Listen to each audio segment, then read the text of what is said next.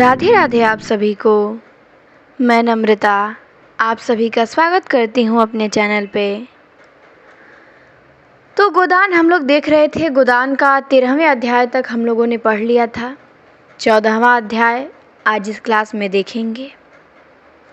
13वें अध्याय में हमने देखा था कि गोबर लखनऊ गया रहता है कमाने और वहाँ रहता है वो।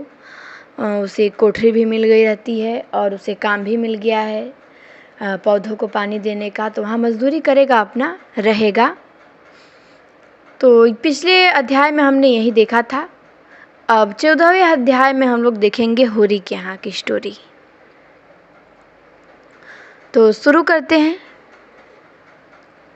होरी की फसल सारी की सारी डांड की भेंट हो चुकी थी। वैशाख तो किसी तरह कटा, मगर जेठ लगते लगते घर में अनाज का एक दाना न रहा। 5-5 पेट खाने वाले और घर में अनाज नदारद। 2 जून ना मिले, 1 जून तो मिलना ही चाहिए। भर पेट ना मिले, आधा ही पेट मिले। निराहार कोई क दिन रह सकता है। उधार ले तो किससे ले। गांव के छोटे बड़े महाजनों से तो मुंह चुराना पड़ता था। मजूरी भी करे तो किसकी। जेठ में अपना ही काम ढेरों था। ऊख की सिंचाई लगी हुई थी, लेकिन खाली पेट मेहनत भी कैसे हो। सांझ हो गई थी। छोटा बच्चा रो रहा था। जो झुनिया का बच्चा हुआ था वो रो रहा था। जब उसकी माँ को ही भोजन न मिले तो दूध कहाँ से निकले। सोना तो परिस्थिति समझती थी, मगर रूपा क्या समझे। बार बार रोटी रोटी चिल्ला रही थी। दिन भर तो कच्ची अमिया से जी बहला, मगर रात को तो कोई ठोस चीज चाहिए। होरी दुलारी सहुआइन से अनाज मांगने उधार गया था, पर वह दुकान बंद करके बैठी चली गई थी। मंगरू साहब ने केवल इनकार ही न किया, लताड़ भी दी कि उधार मांगने चले हैं। 3 साल से धेला सूद नहीं दिया, पर उधार दिए जाओ इनको, अब आकबत में देंगे। कह रहे थे मंगरू साहब होरी को कि खोटी नीयत हो जाती है तो यही हाल होता है। भगवान से भी अनीति नहीं देखी जाती। कारकुन की डांट पड़ी तो कैसे चुपके से रुपए उगल दिए। मेरे रुपए ही नहीं है, और मेहरिया है कि उसका मिजाज ही नहीं मिलता। वहां से रुआंसा होके उदास बैठा था कि पुन्नी आग लेने आई। रसोई के द्वार पे जाकर देखा तो अंधेरा पड़ा हुआ था।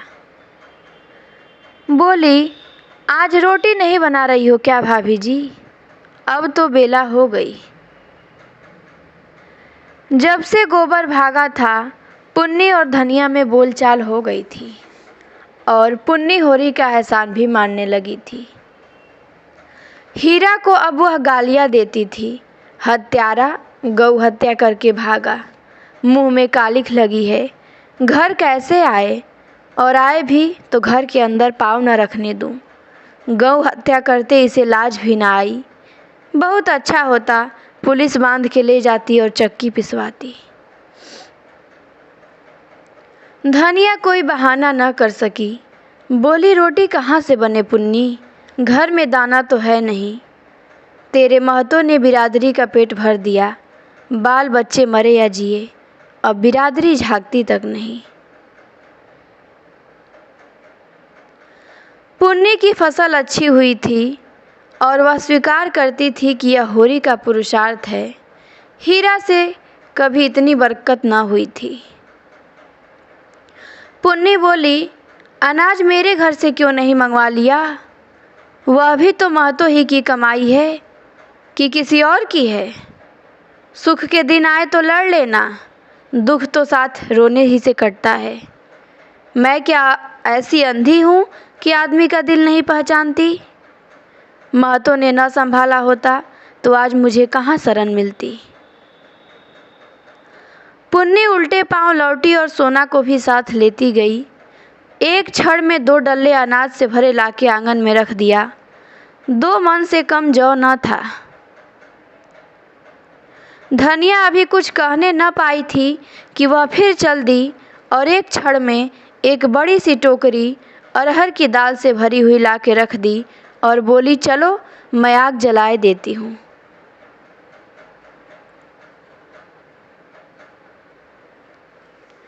धनिया ने देखा तो जौ के ऊपर एक छोटी सी डलिया में 4-5 सेर आटा भी था। आज जीवन में पहली बार वह परास्त हुई। आंखों में प्रेम और कृतज्ञता के मोती भर के बोली, सब का सब उठा लाई कि घर में भी कुछ छोड़ा, कहीं भागा जाता था। आंगन में बच्चा खटोले पे पड़ा रो रहा था। पुनिया उसे गोद में लेके दुलारती हुई बोली, तुम्हारी दया से अभी बहुत है भाभी जी। 15 मन तो जौ हुआ था और 10 मन गेहूँ, 5 मन मटर हुआ। तुमसे क्या छिपाना, दोनों घरों का काम चल जाएगा और 2-3 महीने में फिर मकई हो जाएगी। आगे भगवान मालिक है। झुनिया ने आके अंचल से छोटी सास के चरण छुए। पुनिया ने आशीष दिया। सोना आग जलाने लगी। रूपा ने पानी के लिए कलसा उठाया। रुकी हुई गाड़ी चल निकली। जल में अवरोध के कारण जो चक्कर था, फेन था, शोर था, गति की तीव्रता, वह अवरोध के हट जाने से शांत मधुर ध्वनि के साथ सम धीमी एक रसधार में बहने लगी। पुनिया बोली कि महतो को डांट देने की ऐसी जल्दी क्या पड़ी थी। धनिया ने कहा कि बिरादरी में सुरखरू कैसे होते। पुनिया बोली कि भाभी बुरा ना मानो तो एक बात कहूँ। धनिया बोली, कहो, बुरा क्यों मानूंगी। पुनिया कहती है, जाने दो, ना कहूँगी, कहीं तुम बिगड़ने ना लगो। तो कह रही है कि कहती हूँ, धनिया कहती है कि कहती हूँ ना, कुछ ना बोलूँगी, कह लो। तो पुनिया बोली कि तुम्हें झुनिया को घर में रखना ना चाहिए था। तो धनिया बोली कि तब क्या करती, वह डूब मरती थी। तो पुन्नी बोली कि मेरे घर में रख देती, तब तो कोई कुछ ना कहता। तो धनिया बोली कि यह तो तू आज ना कह रही है कि मेरे घर में रख देती झुनिया को। जब उस दिन मैं इसको भेज देती कि जा छोटी सास के यहाँ, तो झाड़ू लेके तू दौड़ती। तो कह रही है पुनिया कि जितना खर्च डाल देना पड़ा है, उतने खर्च में तो गोबर का अच्छे से ब्याह हो गया होता। धनिया कहती है कि होनहार को कौन टाल सकता है पगली। अभी इतने से ही गला नहीं छूटा। भोला अब अपनी गाय के दाम मांग रहा है। तब तो गाय दी कि मेरी सगाई कहीं ठीक कर दो। अब कहता है मुझे सगाई नहीं करनी, मेरे रुपए दे दो। उसके दोनों बेटे लाठी लिए फिरते हैं। हमारा कौन बैठा है जो उससे लड़े। इस सत्यानाशी गाय ने आके चौपट कर दिया।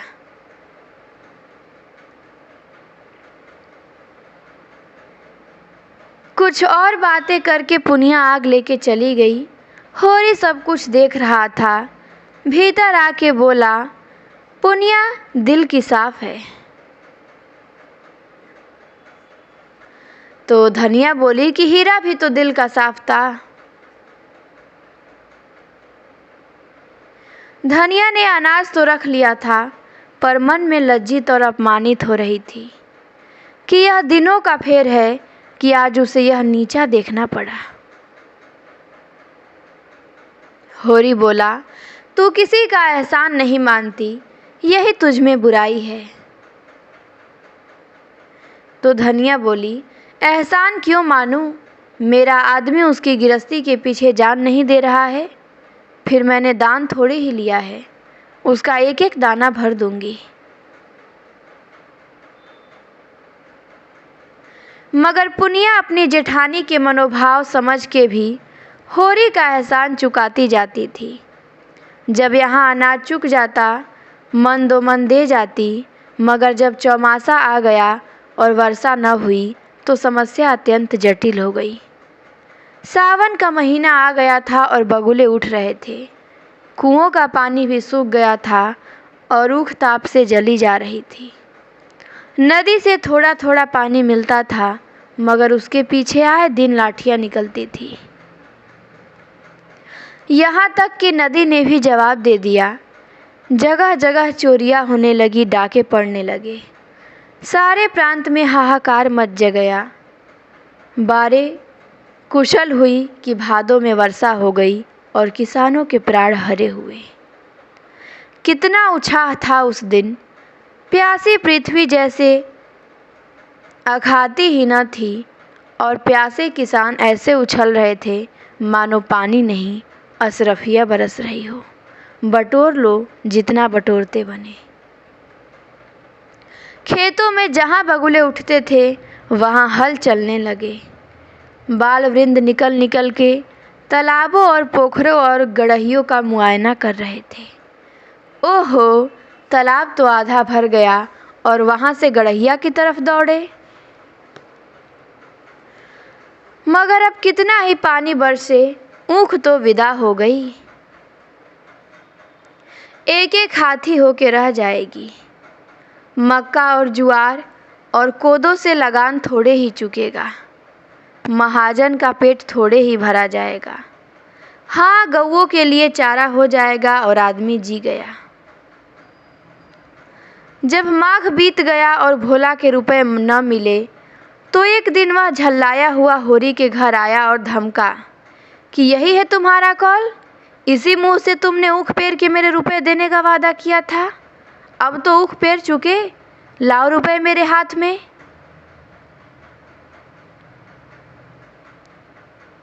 होरी जब अपनी विपत्ति सुना के और सब तरह से चिरौरी करके हार गया तो भोला द्वार से न हटा तो उसने झुझला कर कहा, तो महतो, इस वक्त मेरे पास रुपए नहीं हैं और न मुझे कहीं उधारी मिल सकते हैं। मैं कहाँ से लाऊं? दाने दाने की तंगी हो रही है। विश्वास न हो घर में आके देख लो, जो कुछ मिले उठा ले जाओ।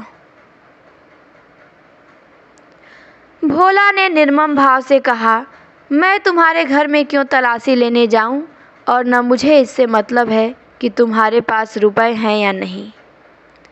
तुमने ऊख पेर के रुपए देने को कहा था, ऊख पेर चुके, अब मेरे रुपए मेरे हवाले करो।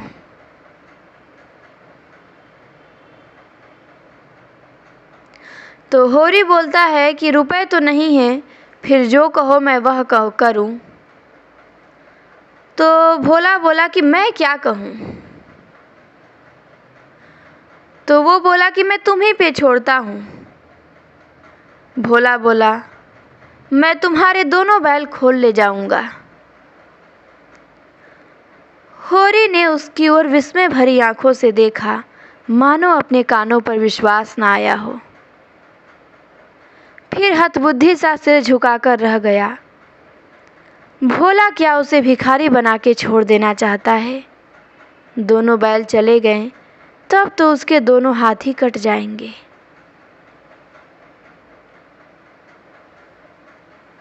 दीन स्वर में बोला कि दोनों बैल ले लोगे तो मेरा सर्वनाश हो जाएगा। अगर तुम्हारा धर्म यही कहता है तो खोल ले जाओ।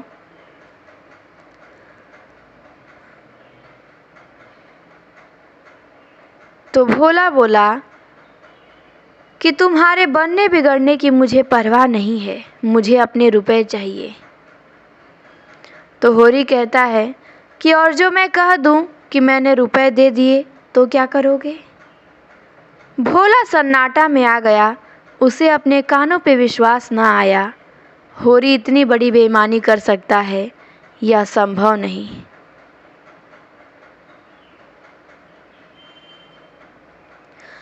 भोला उग्र होके बोला कि अगर तुम हाथ में गंगाजली लेकर कह दो कि मैंने रुपए दे दिए तो मैं सब्र कर लूं। होरी बोला कि कहने को तो मन चाहता है, मरता क्या ना करता, लेकिन कहूँगा नहीं। भोला बोला, तुम कह ही नहीं सकते हो। तो होरी बोला, हाँ भैया, मैं नहीं कह सकता, मैं तो हंसी कर रहा था।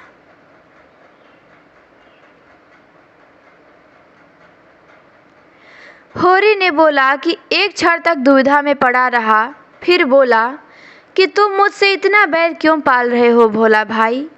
झुनिया मेरे घर में आ गई तो मुझे कौन सा स्वर्ग मिल गया। लड़का अलग हाथ से गया, 200 रुपया डाढ़ अलग भरना पड़ा, मैं तो कहीं का न रहा। और अब तुम भी मेरी जड़ खोद रहे हो। भगवान जानते हैं, मुझे बिल्कुल मालूम न था कि लौंडा क्या कर रहा है। मैं तो समझता था गाना सुनने जाता होगा। मुझे तो उस दिन पता चला जब आधी रात को झुनिया घर में आ गई। उस बखत मैं घर में न रखता तो सोचो कहाँ जाती, किसके होकर रहती। झुनिया बरौटे के द्वार पर छिपी होके खड़ी ये सब बातें सुन रही थी। बाप को वह अब बाप नहीं, शत्रु समझती थी। डरी कि कहीं होरी बैलों को न दे दे, जाकर रूपा से बोली कि अम्मा को जल्दी से बुला ला, कहना बड़ा काम है, विलम्ब न करो। धनिया खेत में गोबर फेंकने गई थी। बहू का संदेश सुना तो आकर बोली, काहे बुलाया बहू, मैं तो घबरा गई। तो झुनिया बोली कि काका को तुमने देखा है ना। तो धनिया बोली कि हाँ देखा, कसाई की तरह द्वार पे बैठा हुआ है, मैं तो बोली भी नहीं। तो झुनिया बोली कि हमारे दोनों बैल मांग रहे हैं दादा से। धनिया के पेट की आंतें सिमट गई और बोली कि दोनों बैल मांग रहे हैं। तो झुनिया बोली कि हाँ, कहते हैं या तो हमारे रुपए दे दो या हम दोनों खोल ले जाएंगे। तो धनिया बोली कि तेरे दादा ने क्या कहा। तो झुनिया बोली कि उन्होंने कहा कि तुम्हारा धर्म कहता है तो खोल ले जाओ।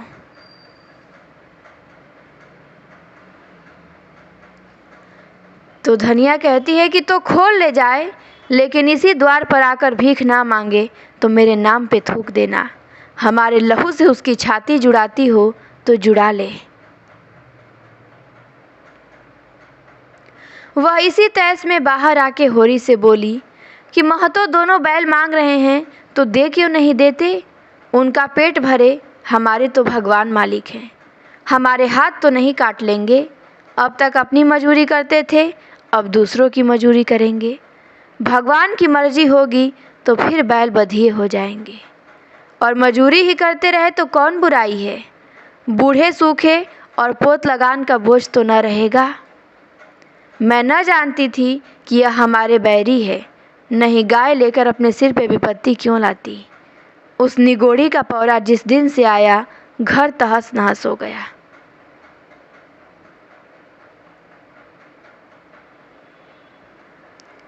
भोला ने अब तक जिस शस्त्र को छिपा रखा था, अब उसे निकालने का अवसर आ गया। उसे विश्वास हो गया कि बैलों के सिवा इन सब के पास कोई अवलंब नहीं है और बैलों को बचाने के लिए ये लोग सब कुछ करने को तैयार हो जाएंगे। अच्छे निशानेबाज की तरह मन को साध के बोला कि अगर तुम चाहते हो कि हमारी बेइज्जती हो और तुम चैन से बैठो तो यह न होगा। तुम अपने 200 के रोते हो, यहाँ लाख रुपए की आबरू बिगड़ गई। तुम्हारी कुशल इसी में है कि जैसे झुनिया को घर में रखा था वैसे ही घर से उसे निकाल दो, फिर न हम बैल मांगेंगे न गाय का दाम मांगेंगे। उसने हमारी नाक कटवाई है तो मैं भी उसे ठोकरे खाते देखना चाहता हूँ। वह यहाँ रानी बनी बैठी है और हम मुंह में कालिख लगाए उसके नाम को रोते रहें, यह दिन नहीं देख सकता। वह मेरी बेटी है, मैंने उसे गोद में खिलाया है और भगवान साक्षी है कि मैंने उसे कभी बेटों से कम नहीं समझा। लेकिन आज उसे भीख मांगते और घूर पर दाने चुनते देख के मेरी छाती शीतल हो जाएगी। जब बाप होके मैंने अपना हृदय इतना कठोर बना लिया है, तब सोचो मेरे दिल पे कितनी बड़ी चोट लगी होगी।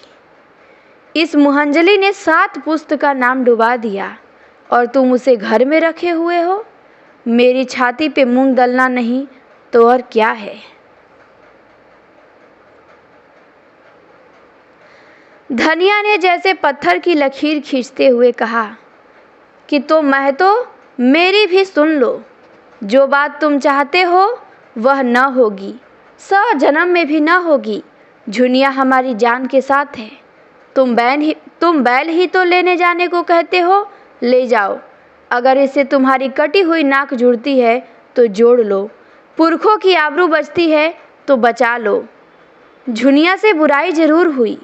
जिस दिन उसने मेरे घर में पाँव रखा, मैं झाड़ू लेके मारने उठी थी, लेकिन जब उसकी आंखों से झरझर आंसू बहने लगे तो मुझे उस पर दया आ गई। तुम अब बूढ़े हो गए महतो, पर आज भी तुम्हारी सगाई की धुन सवार है। फिर वह तो अभी बच्चा है। मतलब तुम उसके बूढ़े हो गए, बाप हो गए, फिर भी शादी की चिंता में हो और अपनी लड़की के बारे में नहीं सोचे कि उसकी शादी कितनी जरूरी है। उसने कर लिया तो उसने क्या गलती किया। भोला ने अपील भरी आंखों से होरी को देखा और कहा कि सुनते हो होरी इसकी बातें, अब मेरा दोस्त नहीं, मैं बिना बैल लिए न जाऊंगा। होरी ने दृढ़ता से कहा, ले जाओ। भोला बोला, फिर रोना मत कि मेरे बैल खोल ले गए। होरी बोला, नहीं रोऊंगा।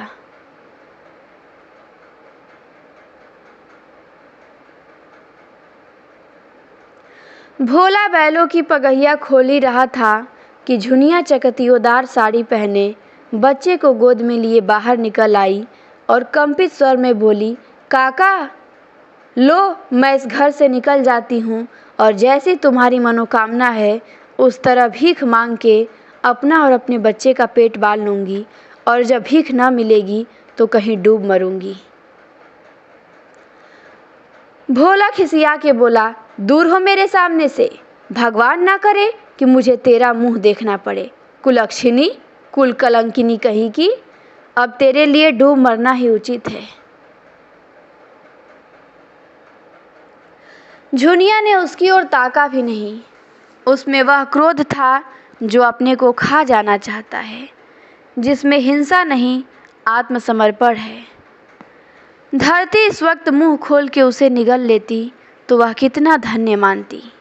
उसने आगे कदम उठाया, लेकिन वह 2 कदम भी न गई थी कि धनिया ने दौड़ के उसे पकड़ लिया और हिंसा से भरे स्नेह से बोली, तू कहाँ जाती है बहू, चल घर में, यह तेरा घर है, हमारे जीते भी और हमारे मरने के पीछे भी। डूब मरे वह जिसे अपनी संतान से बैर हो। इस भले आदमी के मुंह से ऐसी बात कहते लाज नहीं आती। मुझ पर धौंस जमाता है नीच, ले जा बैलों का रक्त पी। झुनिया रोती हुई बोली, अम्मा, जब अपना बाप होके मुझे धिक्कार रहा है तो मुझे डूब ही मरने दो। मुझ अभागिनी के कारण तो तुम्हें दुख ही मिला। जब से आई तुम्हारा घर मिट्टी में मिल गया। तुमने इतने दिन मुझे जिस प्रेम से रखा, माँ भी न रखती। भगवान मुझे फिर जन्म दे तो तुम्हारी कोख से दे, यही मेरी अभिलाषा है।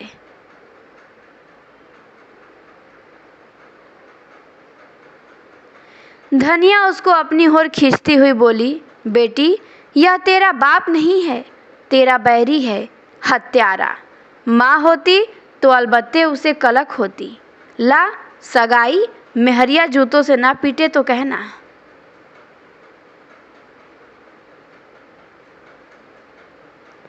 झुनिया सास के पीछे पीछे घर में चली गई। उधर भोला ने जाके दोनों बैलों को खूंटे से खोला और हाँकता हुआ घर से चला गया, जैसे किसी नेवते में जाके पुड़ियों के बदले जूते पड़े हों। कह रहा था कि अब करो खेती और बजाओ बंसी। मेरा अपमान करना चाहते हैं सब, न जाने कब का बैर निकाल रहे हैं। नहीं, ऐसी लड़की को कौन भला आदमी अपने घर में रखेगा। सब के सब ये बेशरम हैं। लौंडे का कहीं ब्याह ना होता था इसी से। और इस राड़ झुनिया की जिठाई देखो कि आकर मेरे सामने खड़ी हो गई। दूसरी लड़की होती तो मुंह ना दिखाती। आंखों का पानी मर गया है। सब के सब दुष्ट और मूर्ख हैं। समझते हैं झुनिया हमारी हो गई। यह नहीं समझते कि जो अपने बाप के घर की न रही वह किसी के घर की न रहेगी। समय खराब है, नहीं बीच बाजार में इस चुड़ैल धनिया के झोटे पकड़ के घसीटता। मुझे कितनी गालियां देती थी।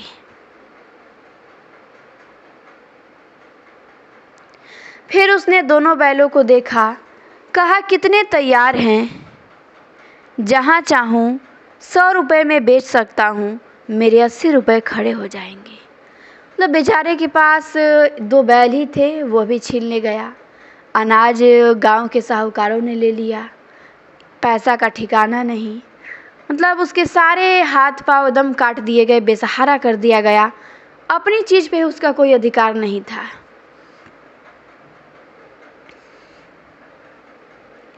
तो भोला अभी गांव लेके गांव के बाहर भी ना निकला था कि पीछे से दाता दीन, पटेश्वरी, शोभा और 10-20 आदमी दौड़े आते दिखाई दिए। भोला का लहू सर्द हो गया। अब फौजदारी हुई, बैल भी छिन जाएंगे, मार भी पड़ेगी। वह वहीं रुक गया, कमर कसके। सोचा कि मरना ही है तो लड़के मरेगा।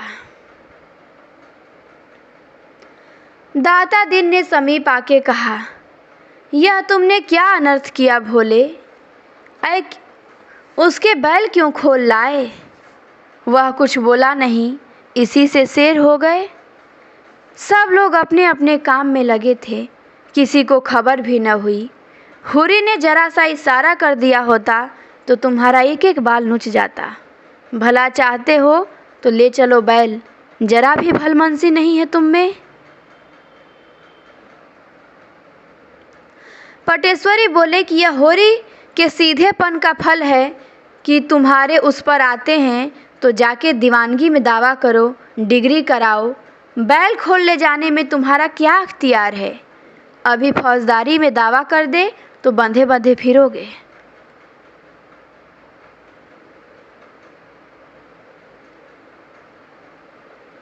भोला ने दब के कहा कि तो लाला साहब, हम कुछ जबरदस्ती थोड़े ही खोल लाए, होरी ने खुद ही दिया। पटेश्वरी ने भोला से कहा, तुम बैलों को लौटा दो भोला।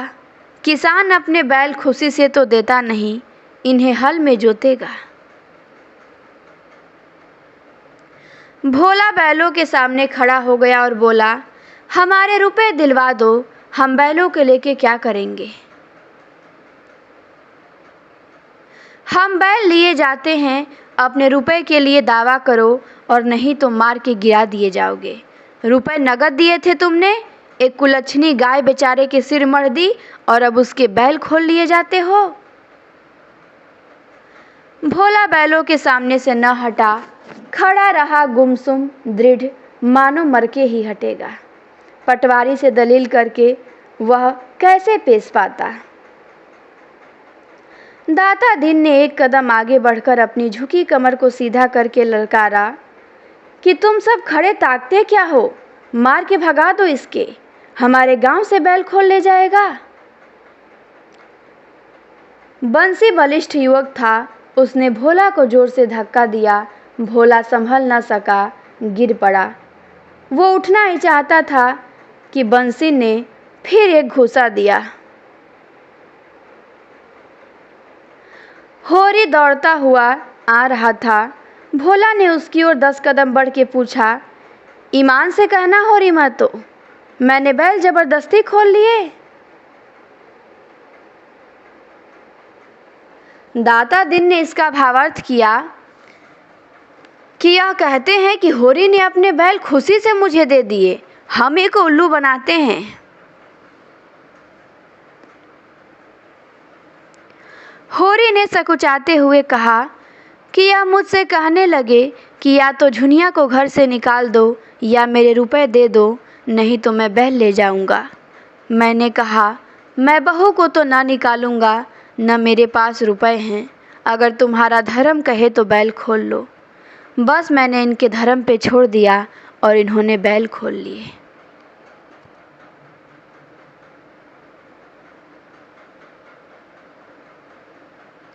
पटेश्वरी ने मुंह लटका के कहा कि जब तुमने धर्म पे छोड़ दिया तब काहे की जबरदस्ती।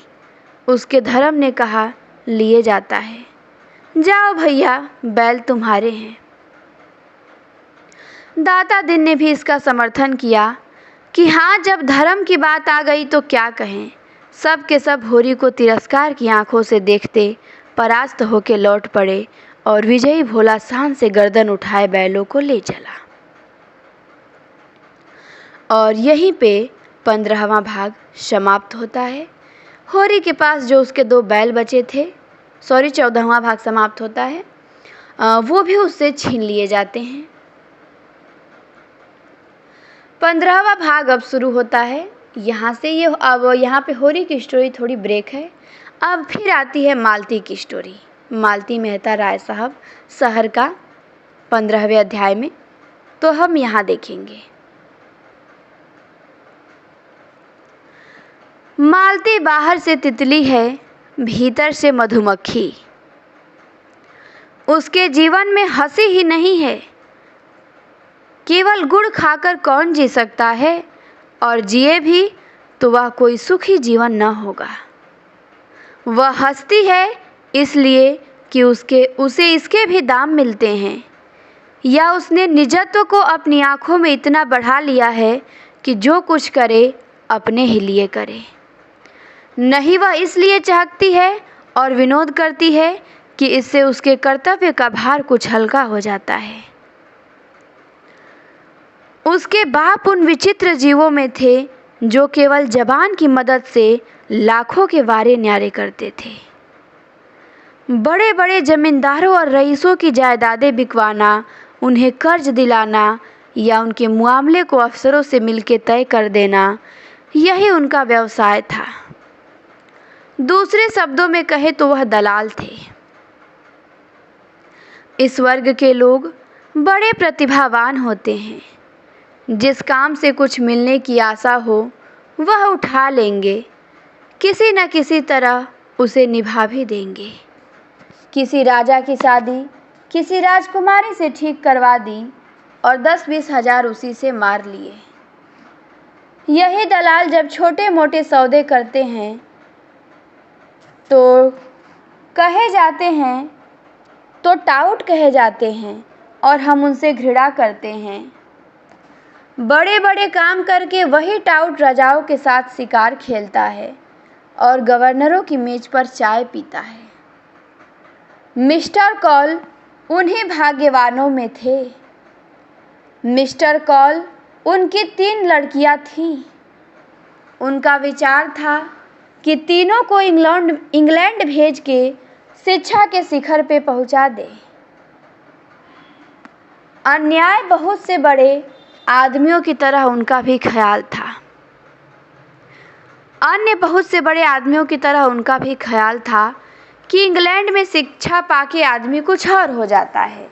शायद वहाँ की जलवायु में बुद्धि का तेज कर देने की कोई शक्ति है, मगर उनकी यह कामना 1/3 से ज़्यादा पूरी न हुई। मालती इंग्लैंड में ही थी, उन पर फालिस गिरा और बेकाम कर गया। अब बड़ी मुश्किल से 2 आदमियों के सहारे उठते बैठते थे। जबान तो बिल्कुल बंद हो गई थी, और जबान ही बंद हो गई तो आमदनी भी बंद हो गई थी। जो कुछ थी जबान की ही कमाई थी। कुछ बचा रखने की उनकी आदत न थी। अनियमित आय थी और अनियमित खर्च था। इसलिए इधर कई साल से बहुत तंगहाल हो रहे थे। सारा दायित्व तो मालती पे आ पड़ा। मतलब मालती के पिता का नाम मिस्टर कॉल था। मिस्टर कॉल की 3 पुत्रियां थी, जिनमें से एक मालती थी। मालती के 400-500 रुपये में वह भोग विलास और ठाट बाट तो क्या निभता। हाँ, इतना तो था कि दोनों लड़कियों की शिक्षा होती जाती थी और भले मानसों की तरह जिंदगी बसर होती थी। मालती सुबह से पहर रात तक दौड़ती रहती थी। चाहती थी कि पिता सात्विकता के साथ रहे, लेकिन पिताजी को शराब कबाब का ऐसा चस्का पड़ा था कि किसी तरह गला न छोड़ता था। कहीं से कुछ न मिलता तो एक महाजन से अपने बंगले पर प्रोनोट लिख के 1000-2000 रख लेते थे। महाजन उनका पुराना मित्र था, जिसने उनकी बदौलत लेन देन में लाखों कमाए थे और मुरव्वत के मारे कुछ न बोलता था। उसके 25,000 चढ़ चुके थे और जब चाहता कुर्की करा सकता था, मगर मित्रता की लाज निभाता जाता था। आत्मसेवियों में जो निर्लज्जता आ जाती है, वह कौल में भी थी। तकाजे हुआ करे, उन्हें परवाह न थी। मालती उनके अपव्यय पर झुझलाती रहती थी, लेकिन उसकी माता जो साक्षात देवी थी और उस युग में भी पति की सेवा को नारी जीवन का मुख्य हेतु समझती थी, उसे समझाती रहती थी, इसलिए गृह युद्ध न होने पाता था। संध्या हो गई थी। हवा में अभी तक गर्मी थी। आकाश में धुंध छाया हुआ था। मालती और उसकी दोनों बहनें बगले के सामने घास पर बैठी हुई थी। पानी न पाने के कारण वहां की धूप जल गई थी और भीतर की मिट्टी निकल आई थी। मालती ने पूछा, मालिक क्या बिल्कुल पानी नहीं देता? तो मालती की मझली बहन का नाम सरोज था, ये ध्यान देना है, सरोज भी है। सरोज ने कहा, पड़ा पड़ा सोया करता है सुअर, जब कहो तो 20 बहाने निकालने लगता है। सरोज बीए में पढ़ती थी। दुबली सी, लंबी, पीली, रूखी, कटु स्वभाव की थी। उसे किसी की कोई बात पसंद न आती थी। हमेशा ऐब निकालती रहती थी।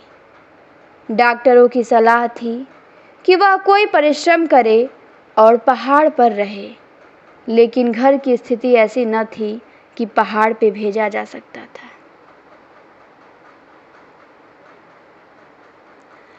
सबसे छोटी वरदा को सरोज से इसलिए द्वेष था कि सारा घर सरोज को हाथों में लिए रहता था।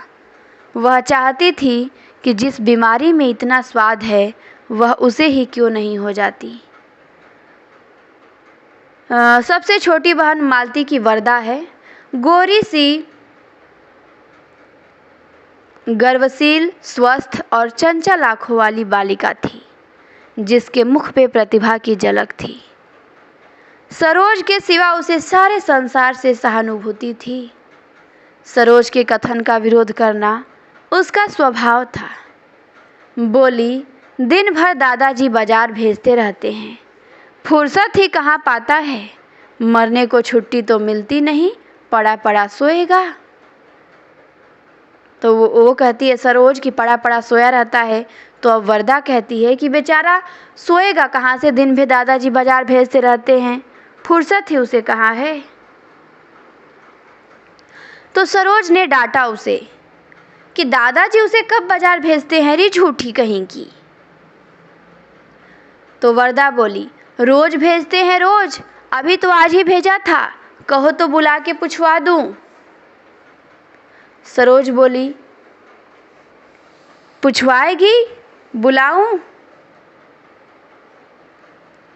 मालती डरी कि दोनों अगर गुथ जाएंगी तो बैठना मुश्किल कर देंगी।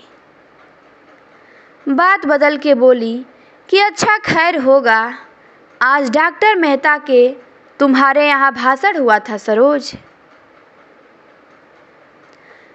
सरोज ने नाक सिकोड़ के कहा, हाँ हुआ तो था, लेकिन किसी को पसंद नहीं आया। आप फरमाने लगे कि संसार में स्त्रियों का क्षेत्र पुरुषों से बिल्कुल अलग है।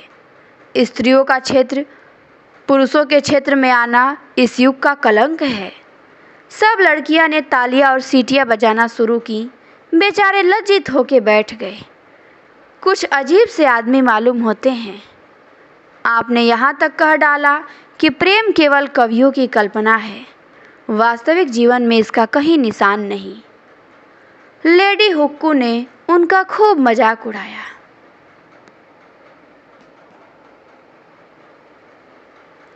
मालती ने कटाक्ष किया कि लेडी हुक्कू ने, इस विषय में भी वह कुछ बोलने का साहस रखती है। सरोज, तुम्हें डॉक्टर साहब का भाषण आदि से अंत तक सुनना चाहिए था। उन्होंने दिल में लड़कियों को क्या समझा होगा। सरोज बोली, पूरा भाषण सुनने का सब्र किसे था?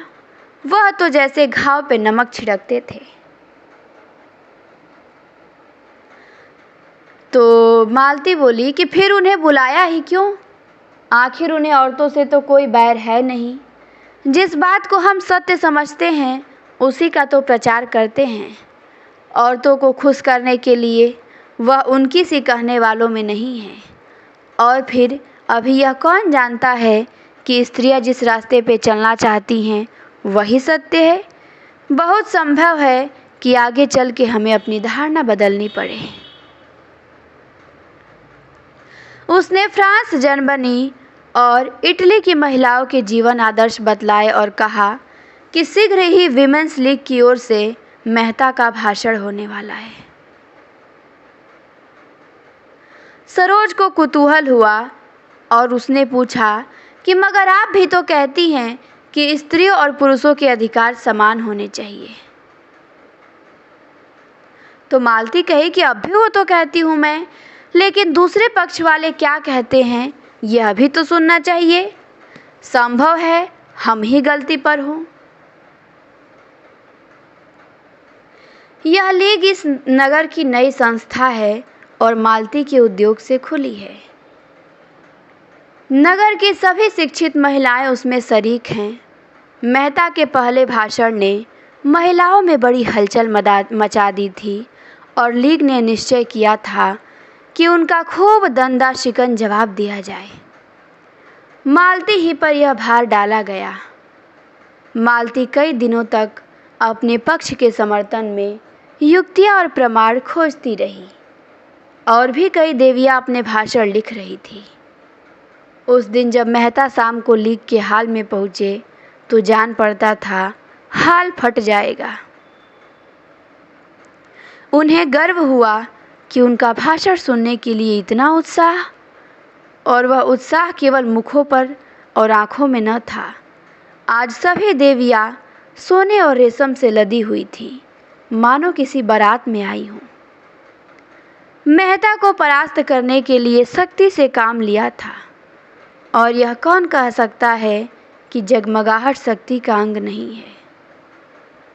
मालती ने तो आज के लिए नए फैशन की साड़ी निकाली थी, नए काट के जंपर बनवाए थे और रंग रोगन और फूलों से खूब सजी हुई थी, मानो उसका विवाह हो रहा हो। विमेंस लीग में इतना समारोह और कभी ना हुआ था। डॉक्टर मेहता अकेले थे, फिर भी देवियों के दिल काँप रहे थे। सत्य की एक चिंगारी असत्य के पहाड़ को भस्म कर सकती है। सबसे पीछे की सफ में मिर्जा और खन्ना और संपादक जी भी विराज रहे थे। राय साहब भाषण शुरू होने के बाद आए और पीछे खड़े हो गए। मिर्जा ने कहा, आ जाइए आप भी, कब तक खड़े रहेंगे? राय साहब बोले, नहीं भाई, यहाँ मेरा दम घुटने लगेगा। मिर्जा बोले, तो मैं खड़ा होता हूँ, आप ही बैठिए। राय साहब ने उनके कंधे दबाए, तकल्लुफ़ नहीं, बैठे रहिए, मैं थक जाऊँगा तो आपको उठा दूँगा। अच्छा, और मैं बैठ जाऊँगा। फिर पूछते हैं, अच्छा मिस मालती सभा नेत्री हुई? खन्ना साहब कुछ इनाम दिलवाइए। खन्ना ने रोनी सूरत बना के कहा कि अब मिस्टर मेहता पर ही निगाह है, मैं तो गिर गया। मिस्टर मेहता का भाषण शुरू हुआ। उन्होंने कहा, देवियों, जब मैं इस तरह आपको संबोधित करता हूँ तो आपको कोई बात खटकती नहीं। आप इस सम्मान को अपना अधिकार समझती हैं, लेकिन आपने किसी महिला को पुरुषों के प्रति देवता का व्यवहार करते सुना है? उसे आप देवता कहें तो वह समझेगा आप उसे बना रही हैं। आपके पास दान के लिए दया है, श्रद्धा है, त्याग है। पुरुष के पास दान के लिए क्या है? वह देवता नहीं, लेवता है। वह अधिकार के लिए हिंसा करता है, संग्राम करता है, कलह करता है। खूब तालियां बजी। राय साहब ने कहा, औरतों को खुश करने के लिए इसने कितना अच्छा ढंग निकाला है। बिजली संपादक को यह बात बुरी लगी। उन्होंने कहा, कोई नई बात तो नहीं, मैं कितनी ही बार यह भाव व्यक्त कर चुका हूँ।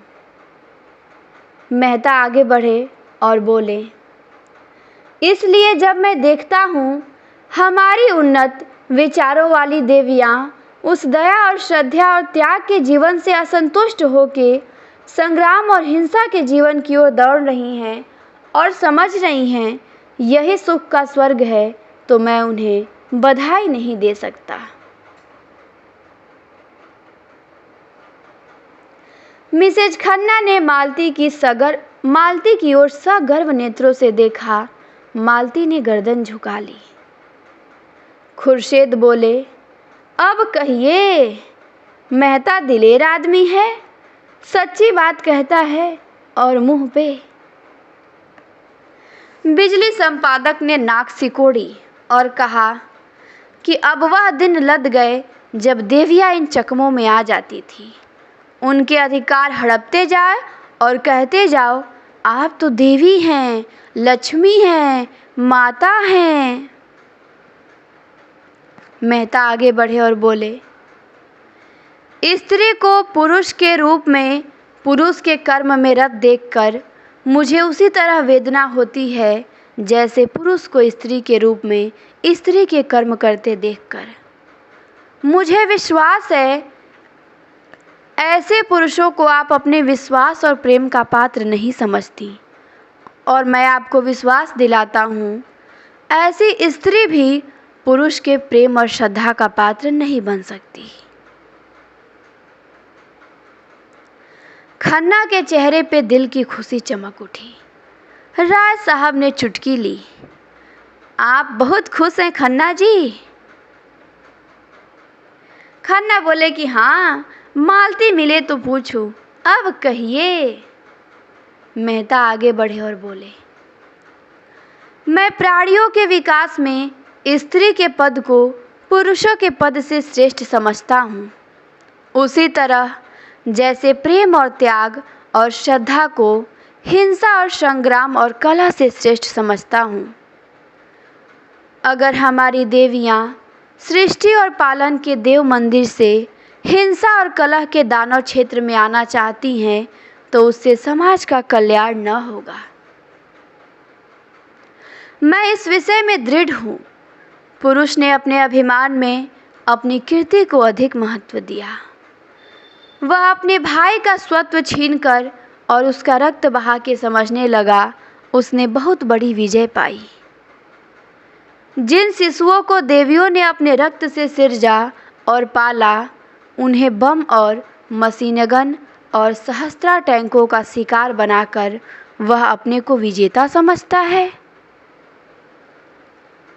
और जब हमारी ही माताएं उसके माथों पर केसर का तिलक लगाकर और उसे अपनी आशीषों का कवच पहना के हिंसा क्षेत्रों में भेजती हैं तो आश्चर्य है कि पुरुष ने विनाश को ही संसार के कल्याण की वस्तु समझा और उसकी हिंसा प्रवृत्ति दिन दिन बढ़ती गई। और आज हम देख रहे हैं कि यह दानवता प्रचंड होकर समस्त संसार को रौंदती है, प्राणियों को कुचलती है हरी भरी खेतियों को जलाती और गुलजार बस्तियों को वीरान करती चली जाती है।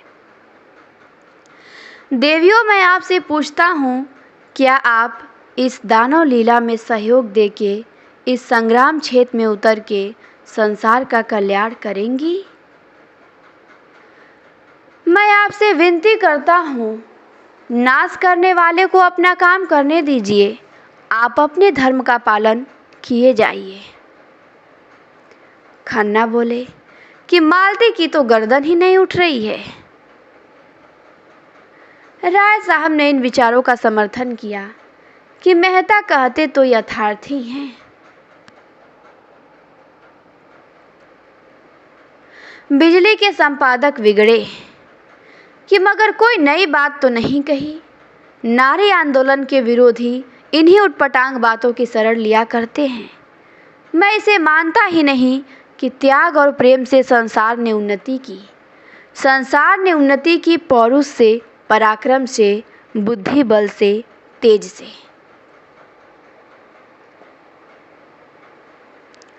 खुर्शीद ने कहा कि अच्छा सुनने भी दीजिए कि अपना ही गाते जाएंगे। मेहता का भाषण जारी था। उसने कहा, देवियों, मैं उन लोगों में नहीं हूँ जो कहते हैं कि स्त्री और पुरुष में समान शक्तियाँ हैं, समान प्रवृत्तियाँ हैं और उनमें कोई भिन्नता नहीं है। इससे भयंकर असत्य की मैं कल्पना नहीं कर सकता। यह वह असत्य है जो युग युगांतरों से संचित अनुभव को उसी तरह ढक लेना चाहता है जैसे बादल का एक टुकड़ा सूर्य को ढक लेता है। मैं आपको सचेत किए देता हूँ कि आप इस जाल में न फंसे। स्त्री पुरुष से उतनी ही श्रेष्ठ है जितना प्रकाश अंधेरे से। मनुष्य के लिए क्षमा और त्याग और अहिंसा जीवन के उच्चतम आदर्श हैं, पर नारी इस आदर्श को प्राप्त कर चुकी है।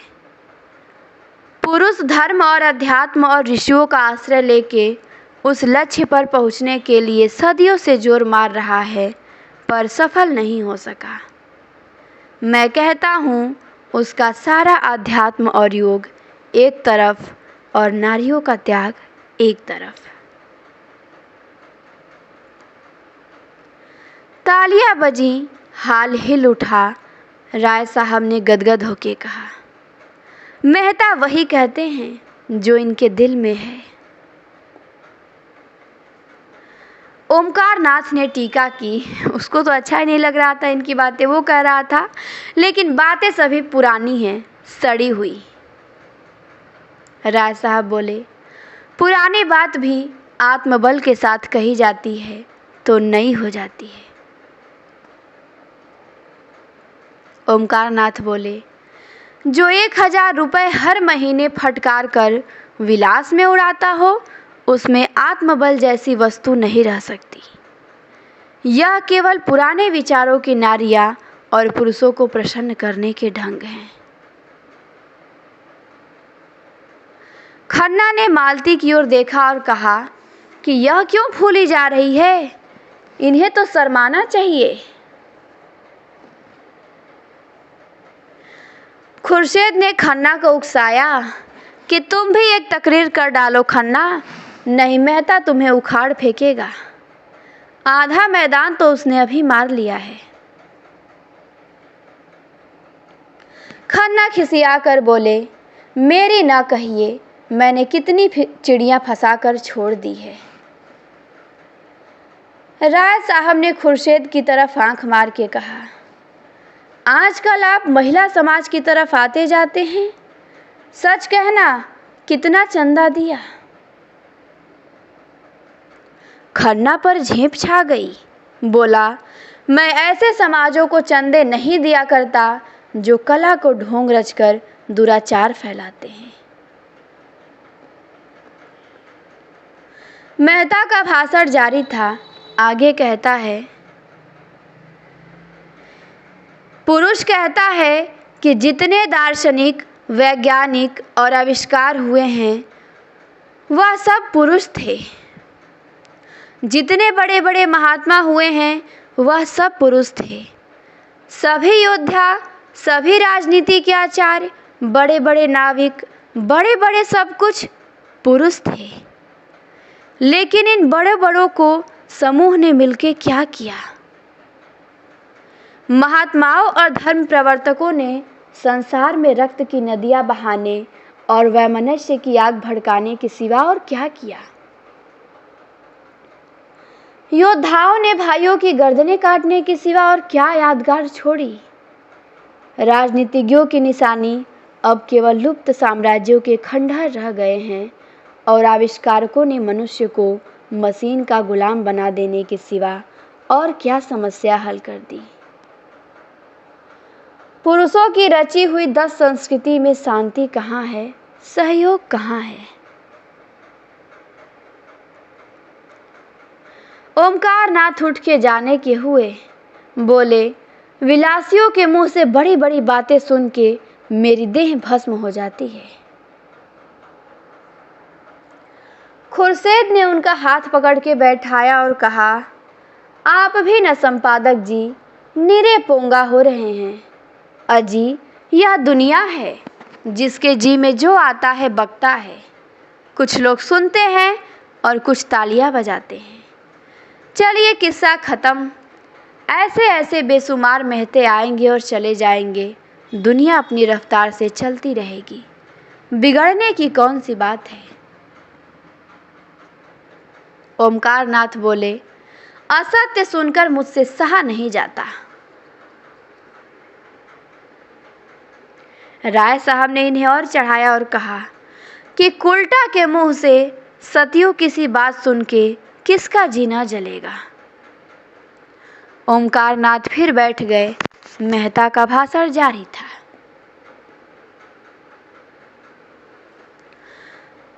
मेहता बोले कि मैं आपसे पूछता हूँ, क्या बाज को चिड़ियों का शिकार करते देख के हंस को यह शोभा देगा कि वह मानसरोवर की आनंदमय शांति को छोड़ के चिड़ियों का शिकार करने लगे? और अगर वह शिकारी बन जाए तो आप उसे बधाई देंगी? हंस के पास उतनी चोंच नहीं है, उतने तेज चंगुल नहीं हैं, उतनी तेज आंखें नहीं हैं, उतने तेज पंख नहीं हैं और उतनी तेज रक्त की प्यास नहीं है। उन अस्त्रों का संचय करने में उसे सदियां लग जाएंगी। फिर भी वह बाज बन सकेगा या नहीं, इसमें संदेह है।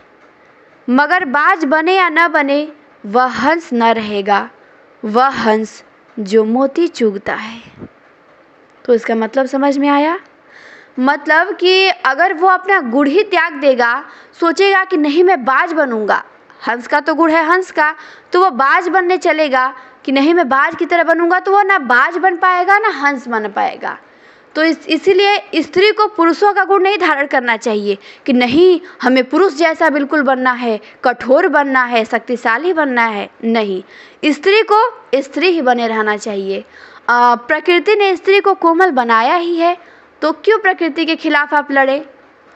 तो यही समझाना चाह रहे हैं कि जो आपको बनाया गया है आप रहे। बिल्कुल स्त्री पुरुष में कोई भेद नहीं है, लेकिन प्रकृति ने जो हमें दिया है हम उसे स्वीकार करें। पुरुष वास्तव में कठोर होता है, उसके जैसे स्त्री कितनी भी कठोर हो नहीं हो पाएगी। और स्त्री का हृदय बहुत कोमल होता है, वो बहुत भावुक होती हैं और पुरुष इतने भावुक नहीं होते हैं। तो इसमें उनकी कोई गलती नहीं है, और स्त्री भावुक है तो इसमें उसकी कोई गलती नहीं है। ये प्रकृति का दिया हुआ है, प्रकृति ने उसे वह गुण दिया है, बनाया है। तो प्रकृति के विरोध आप क्यों करेंगे? नहीं हम तो पुरुष बनेंगे। पुरुष बोले नहीं हम तो स्त्री बनेंगे, तो फिर कुछ रह ही नहीं जाएगा। तो ना पुरुष पुरुष रहेगा, ना स्त्री बन पाएगा, ना स्त्री स्त्री रहेगी, ना वो पुरुष बन पाएगी। तो वही मेहता समझाने की बात कर रहे हैं और बिल्कुल ये यथार्थ कह रहे हैं कि अपना गुण किसी को नहीं त्यागना चाहिए। जो आपका गुण है आप उसी में बेस्ट करिए।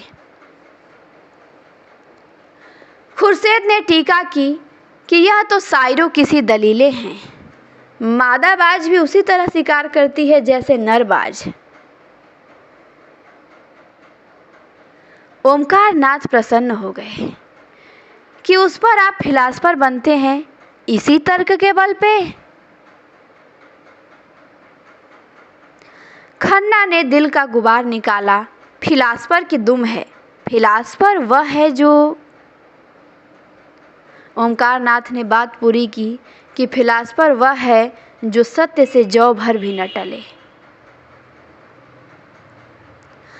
खन्ना को यह समस्या पूर्ति नहीं रुची।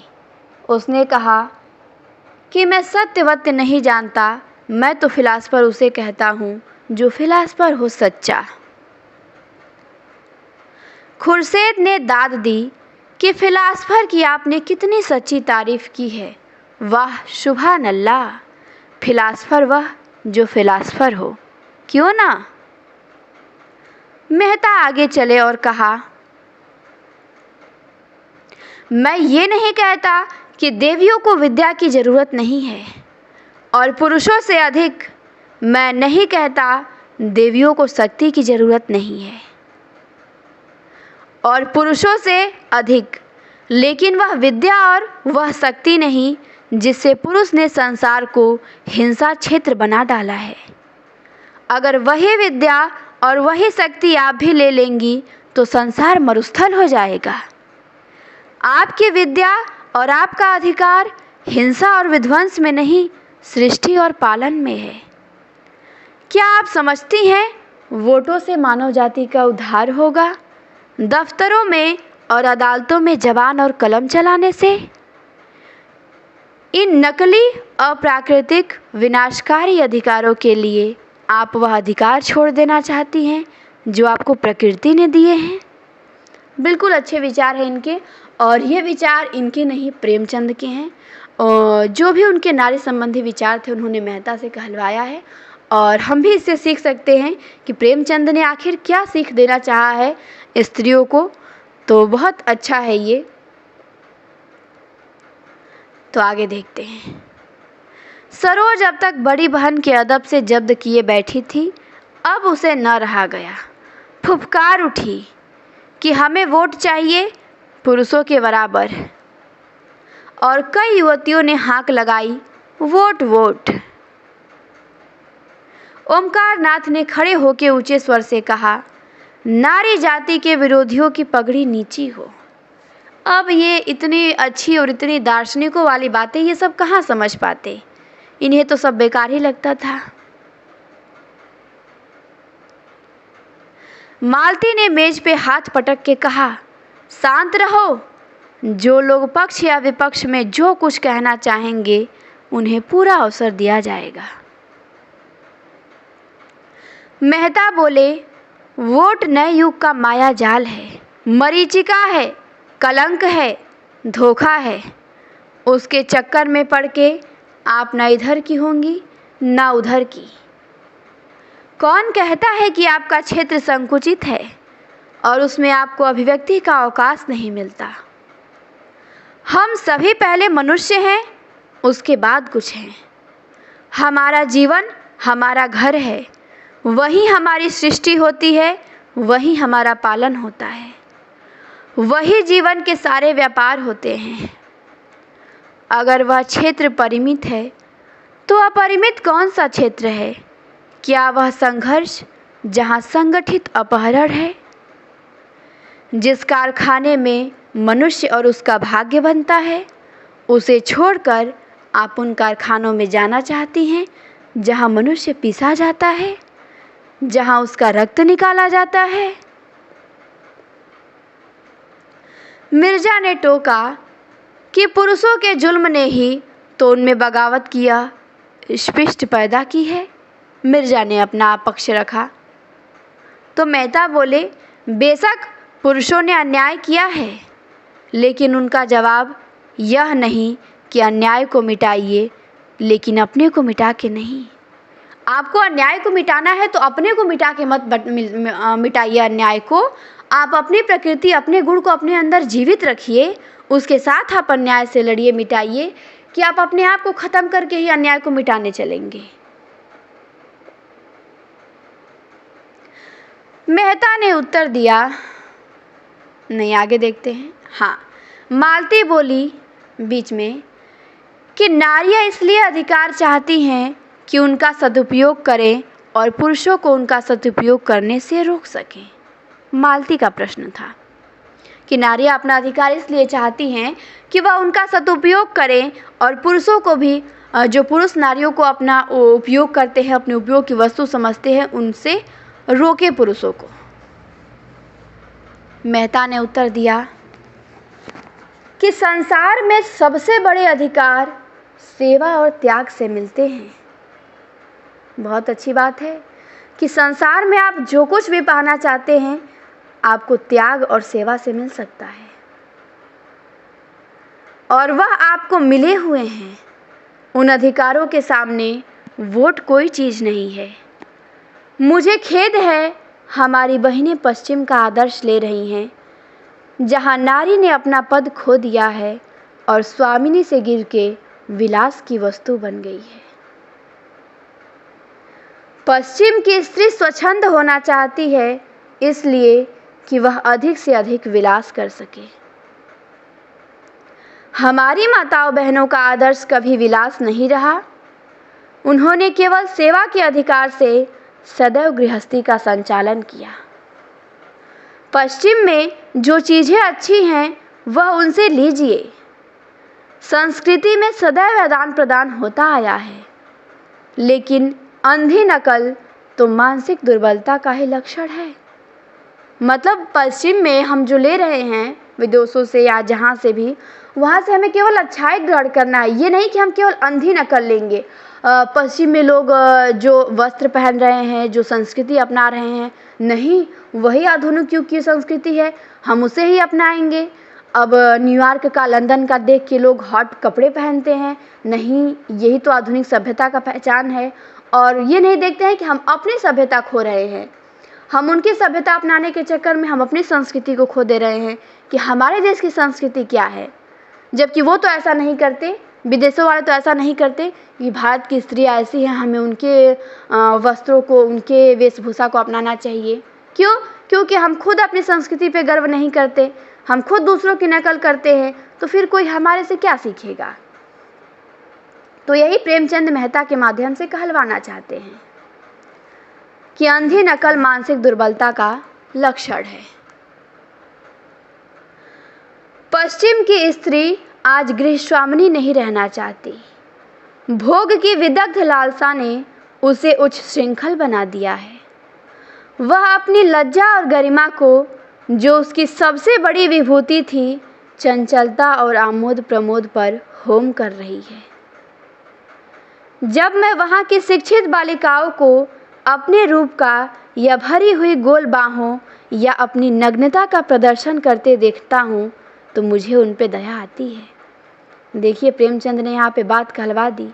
सोचिए कितने बड़े दूरदर्शी थे। 1880 में जन्मा एक लेखक इतना आगे का सोच लिया, और आज वही सब चीज़ें हो रही हैं, पर कोई ना सोच पा रहा है, ना रोक पा रहा है, ना समझ पा रहा है। प्रेमचंद ने कहा कि जब मैं वहाँ की शिक्षित बालिकाओं को अपने रूप का, भरी हुई गोल बाहों या अपनी नग्नता का प्रदर्शन करने देखता हूँ तो मुझे उन पे दया आती है। उनकी लालसाओं ने उन्हें इतना प्रभुत कर दिया है कि वे अपनी लज्जा की भी रक्षा नहीं कर सकती। नारी की इससे अधिक और क्या अधिगति हो सकती है। बहुत अच्छी बात कहा है इन्होंने। राय साहब ने तालियां बजाई। हाल तालियों से गूंज उठा जैसे पटाखों की टटियां छूट रही हों। मिर्जा साहब ने संपादक जी से कहा कि जवाब तो अब आपके पास भी ना होगा। संपादक जी ने विरक्त मन से कहा कि सारे व्याख्यान में इन्होंने यही एक बात सत्य कही है। मिर्जा बोले कि तब तो आप भी मेहता के मुरीद हुए। संपादक जी बोले, जी नहीं, अपने लोग किसी के मुरीद नहीं होते। मैं इसका जवाब ढूंढ निकालूंगा, बिजली में देखिएगा। तो ये भी आपको ध्यान देना है। प्रश्न पूछ सकता है कि गोदान में बिजली के संपादक कौन थे, तो ओमकारनाथ थे। तो मिर्जा बोले कि इसके माने यह है कि आप हक की तलाश नहीं करते, सिर्फ अपने पक्ष के लिए लड़ना चाहते हैं। राय साहब ने आड़े हाथों लिया और कहा कि इसी पर आपको अपने सत्य प्रेम का अभिमान है। संपादक जी अविचल रहे। कहें, वकील का काम अपने वकील का हित देखना है, सत्य या असत्य का निराकरण नहीं। तो राय साहब बोले कि तो कहिए कि आप औरतों के वकील हैं। तो संपादक जी बोले, मैं उन सभी का वकील हूं जो निर्बल है, निस्सहाय है, पीड़ित है। राय साहब बोले कि बड़े बेहया हो यार। मेहता जी कह रहे थे कि यह पुरुषों का षड्यंत्र है, देवियों को ऊंचे शिखर से खींच के अपने बराबर बनाने के लिए। उन पुरुषों का जो कायर हैं, जिनमें वैवाहिक जीवन का दायित्व संभालने की क्षमता नहीं है, जो स्वच्छंद काम क्रीड़ा की तरंगों में साड़ी की भांति दूसरों की हरी भरी खेती में मुंह डाल के अपनी कुत्सित लालसाओं को तृप्त करना चाहते हैं। पश्चिम में इनका षड्यंत्र सफल हो गया और देवियां तितलियां बन गईं। मुझे यह कहते हुए शर्म आती है कि इस त्याग और तपस्या की भूमि भारत में भी कुछ वही हवा चलने लगी। विशेषकर हमारी शिक्षित बहनों पर वह जादू बड़ी तेज से चढ़ रहा है। वह गृहिणी का आदर्श त्याग के तितलियों का रंग पकड़ रही है। कुछ जो शिक्षित महिलाएं होती हैं वो समझती हैं कि नए नए वस्त्रों को, आधुनिक सभ्यता को, पश्चिम की सभ्यता को अपनाना, आप अपनाइए बेशक पश्चिम की सभ्यता को, आप स्वतंत्र रहिए, आज़ाद रहिए, लेकिन आप अपने वस्त्रों में ही आपकी आधुनिकता झलकेगी। जब आप आधे कपड़े पहनेंगी तभी कहलाएगा कि ये पढ़ी लिखी लड़की है। नहीं, पढ़ने लिखने का मतलब वह नहीं होता है। पढ़ने का, शिक्षित होने का मतलब अपनी संस्कृति को, अपने संस्कार को जीवित रखना होता है। यही प्रेमचंद ने मेहता के माध्यम से कहलवाया है। सरोज उत्तेजित होकर बोली कि हम पुरुषों से सलाह नहीं मांगती। अगर वह अपने बारे में स्वतंत्र है तो स्त्रियां भी अपने विषय में स्वतंत्र है। युवतियां अब विवाह का पेशा नहीं बनना चाहती, वह केवल प्रेम के आधार पर विवाह करेंगी। खूब जोर से तालियां बजी, विशेषकर अगली पंक्तियों में जहां महिलाएं थीं। तो मेहता ने इसका भी जवाब दिया कि जिसे तुम प्रेम कहती हो वह धोखा है, उद्यत लालसा का विकृत रूप। उसी तरह जैसे सन्यास केवल भीख मांगने का संस्कृत रूप है, वह प्रेम अगर वैवाहिक जीवन में कम है तो मुक्त विलास में बिल्कुल नहीं है। सच्चा आनंद, सच्ची शांति केवल सेवा व्रत में है। वही अधिकार का स्रोत है, वही शक्ति का उद्गम है। सेवा ही वह सीमेंट है जो दंपति को जीवन पर्यंत स्नेह और साहचर्य में जोड़े रख सकता है, जिस पर बड़े बड़े आघातों का कोई असर नहीं होता। जहाँ सेवा का अभाव है वहीं विवाह विच्छेद है, परित्याग है, अविश्वास है और आपके ऊपर पुरुष जीवन की नौका की कर्णधार होने के कारण जिम्मेदारी ज़्यादा है। आप चाहे तो नौका को आंधी और तूफानों में पार लगा सकती हैं और आपने असावधानी की तो नौका डूब जाएगी और उसके साथ आप भी डूब जाएंगी। भाषण समाप्त हो गया। विषय विवादग्रस्त था और कई महिलाओं ने जवाब देने की अनुमति मांगी, मगर बहुत देर हो गई थी। इसीलिए मालती ने मेहता को धन्यवाद देकर सभा भंग कर दी। हाँ, यह सूचना दे दी गई कि अगले रविवार को इसी विषय पे कई देवियां अपने विचार प्रकट करेंगी।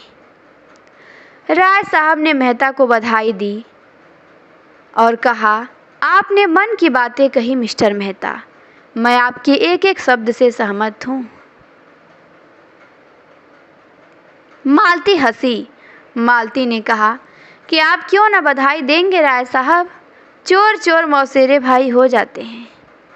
मगर यह सारा उपदेश गरीब नारियों ही के सिर क्यों थोपा जाता है? उन्हीं के सिर क्यों आदर्श और मर्यादा और त्याग सब कुछ पालन करने का भार पटका जाता है? तो मेहता बोले कि इसीलिए कि वह बात समझती है। खन्ना ने मालती की ओर अपनी बड़ी बड़ी आंखों से देखकर कहा, मानो उसकी मन की बात समझने की चेष्टा करते हुए बोले कि डॉक्टर साहब की ये विचार मुझे तो कई 100 साल पिछड़े हुए मालूम होते हैं। मालती ने कटु होकर पूछा, कौन से विचार?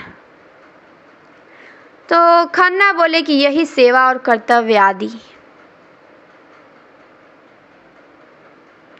मालती बोली कि तो आपके ये विचार 100 साल पिछड़े हुए मालूम होते हैं, तो कृपा करके आप ताजे विचार बतलाइए। दंपति कैसे सुखी रह सकते हैं, इसका ताजा नुस्खा आपके पास क्या है? खन्ना खिसिया गए। बात कही मालती को खुश करने के लिए, पर वह तो तिनक उठी कि बोले तो उन्होंने कहा कि यह नुस्खा तो मेहता साहब को मालूम होगा।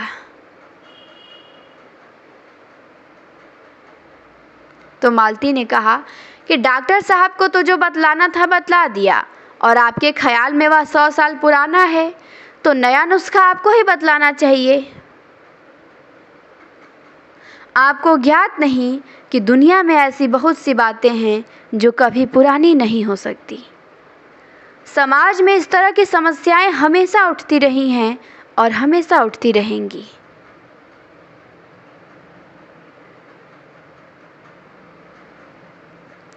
मिसेज खन्ना बरामदे में चली गई थी।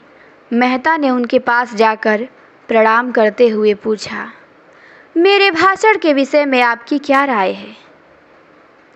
मिसेज खन्ना ने आंखें झुका के कहा, अच्छा था, बहुत अच्छा, मगर अभी आप अविवाहित हैं। जब ही नारियां देवियां हैं, श्रेष्ठ हैं, कर्णाधार हैं, तो विवाह कर लीजिए, फिर उसके बाद पूछूंगी अब नारियां क्या हैं। और विवाह आपको करना पड़ेगा, क्योंकि आप विवाह से मुंह चुराने वाले मर्दों को कायर कह चुके हैं। मेहता हंसे और बोले, अच्छा, तो उसी के लिए तो मैं ज़मीन तैयार कर रहा हूँ।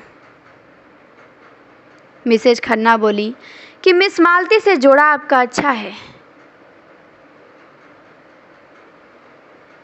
तो मेहता बोले कि ठीक है, मालती से जोड़ा मेरा अच्छा है, पर शर्त यह है कि कुछ दिन मालती मिसेज खन्ना आपके चरणों में बैठ के आपसे नारी धर्म सीखे। तो मिसेज खन्ना बोली, वही स्वार्थी पुरुषों की बात, आपने पुरुष कर्तव्य सीख लिया है। तो मेहता बोले, यही सोच रहा हूँ किससे सीखूं। तो मिसेज खन्ना बोली कि मिस्टर खन्ना आपको बहुत अच्छी तरह सिखा सकते हैं। मेहता ने कहा मारा कि नहीं, मैं पुरुष कर्तव्य भी आप ही से सीखूंगा। तो मिसेज खन्ना बोली कि अच्छी बात है, मुझी से सीखिए। तो पहली बात यही है कि भूल जाइए कि नारी श्रेष्ठ है और सारी जिम्मेदारी उसी पर है। श्रेष्ठ पुरुष है और उसी पर गृहस्थी का सारा भार है। नारी में सेवा और संयम और कर्तव्य सब कुछ वही पैदा कर सकता है। अगर उसमें इन बातों का अभाव है तो नारी में भी अभाव रहेगा। नारियों में आज जो विद्रोह है, इसका कारण पुरुष का इन गुणों से शून्य हो जाना है। मिर्जा साहब ने आकर मेहता को गोद में उठा लिया और बोले, मुबारक। मेहता ने प्रश्न की आंखों से देखा और कहा, आपको मेरी तकरीर पसंद आई? मिर्जा बोले, तकरीर तो खैर जैसी थी, मगर कामयाब खूब रही। आपने परी को शीशे में उतार लिया। अपनी तकदीर सराहिए कि जिसने आज तक किसी को मुंह नहीं लगाया, वह आपका कलमा पढ़ रही है। मिसेज खन्ना दबी जबान से बोले कि जब नशा ठहर जाए तो कहिए। मेहता ने विरक्त भाव से कहा, मेरे जैसे किताब के कीड़ों को कौन औरत पसंद करेगी देवी जी, मैं तो पक्का आदर्शवादी हूँ।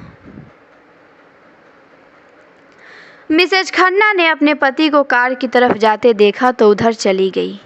मिर्जा भी बाहर चले गए। मेहता ने मंच पर से अपनी छड़ी उठाई और बाहर जाना चाहते थे कि मालती ने आके उनका हाथ पकड़ लिया और आग्रह भरी आंखों से बोली, आप अभी नहीं जा सकते। चलिए पापा से आपकी मुलाकात कराऊं और आज वहीं खाना खाइए। मेहता ने कान पर हाथ रख के कहा, नहीं बाबा, मुझे क्षमा कीजिए, वहाँ सरोज मेरी जान खा जाएगी। मैं लड़कियों से बहुत घबराता हूँ। मालती बोली कि नहीं नहीं, मैं जिम्मा लेती हूँ, जो वह मुंह भी खोले। तो मेहता बोले कि अच्छा आप चलिए, मैं थोड़ी देर में आऊँगा।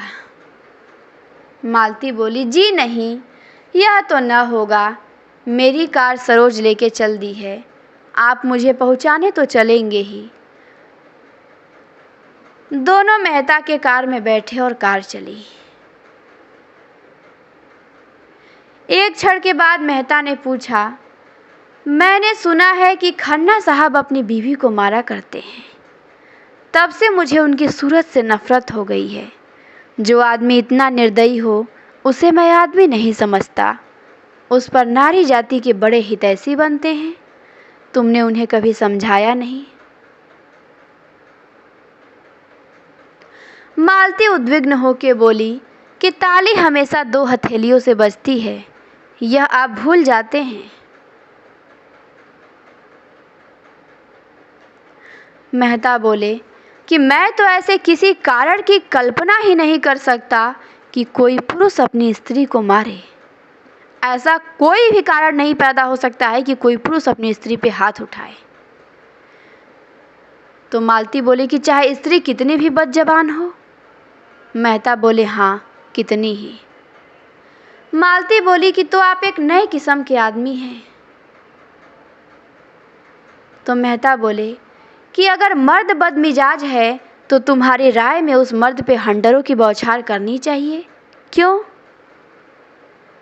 मालती बोली, स्त्री जितनी क्षमाशील हो सकती है पुरुष नहीं हो सकता।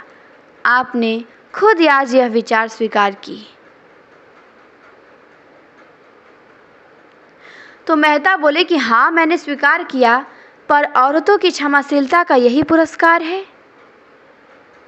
मैं समझती हूँ तुम खन्ना को मुंह लगाकर उसे और भी सह देती हो।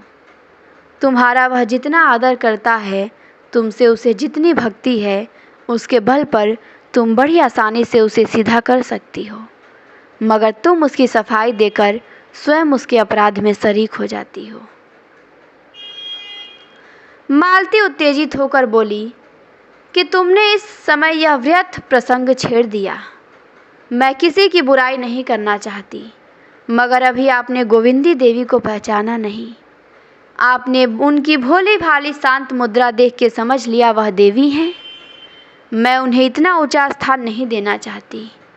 उन्होंने मुझे बदनाम करने का जितना प्रयत्न किया है, मुझ पर जैसे जैसे आघात किए हैं, वह बयान करूं तो आप दंग रह जाएंगे, और तब आपको मानना पड़ेगा कि ऐसी औरतों के साथ वही व्यवहार होना चाहिए। मेहता ने पूछा कि आखिर उन्हें आपसे इतना द्वेष है, इसका कोई कारण तो होगा। मालती बोली, कारण उनसे पूछिए, मुझे किसी के दिल का हाल क्या मालूम।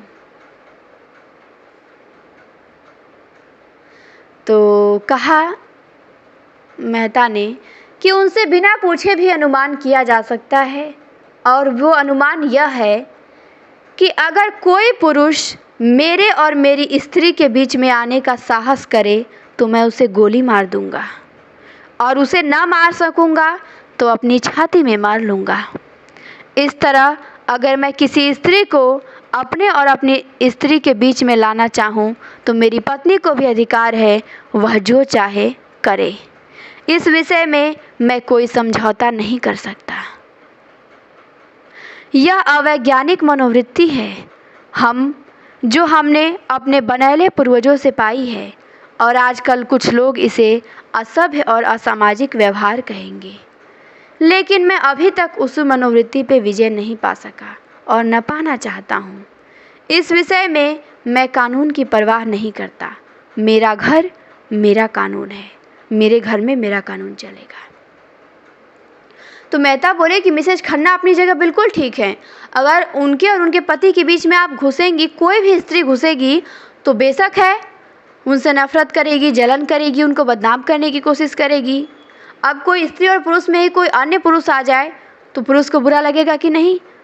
वो तो न जाने क्या क्या कर बैठता है, तो स्त्री तो बिल्कुल करेगी। अब मालती ने तीव्र स्वर से पूछा, तो मिसेज खन्ना का नाम गोविंदी है, ये भी आपको ध्यान देना है। मालती ने पूछा कि लेकिन आपने यह कैसे अनुमान कर लिया कि मैं आपके शब्दों में खन्ना और गोविंदी के बीच आना चाहती हूँ? आप ऐसा अनुमान करके मेरा अपमान कर रहे हैं। मैं खन्ना को अपनी जूतियों के नोक के बराबर भी नहीं समझती। मेहता ने अविश्वास भरे स्वर में कहा कि यह आप दिल से नहीं कह रही हैं मिस मालती? क्या आप सारी दुनिया को बेवकूफ़ समझती हैं? जो बात सभी समझ रहे हैं, अगर वही बात मिसेज खन्ना भी समझे तो मैं उन्हें दोष नहीं दे सकता।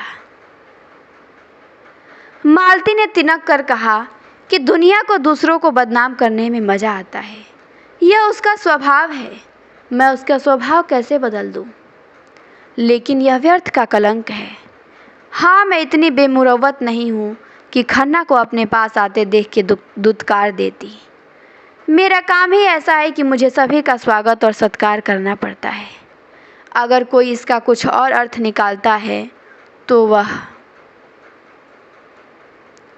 मालती का गला भर गया और उसने मुंह फेर के रुमाल से आंसू पोंछे।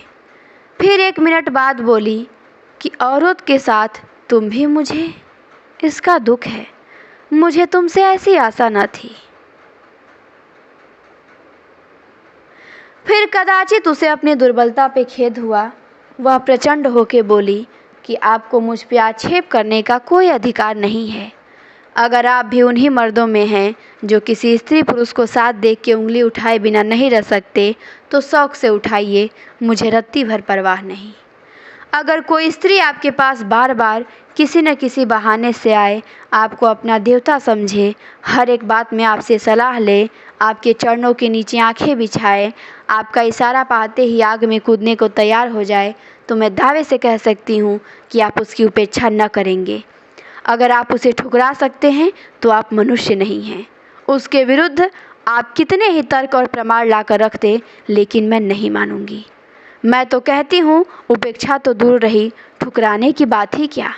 आप उस नारी के चरण धो धो कर पिएंगे और बहुत दिन गुजरने के पहले वह आपकी हृदयेश्वरी होगी। मैं आपसे हाथ जोड़ के कहती हूँ कि मेरे सामने खन्ना का कभी नाम न लीजिएगा।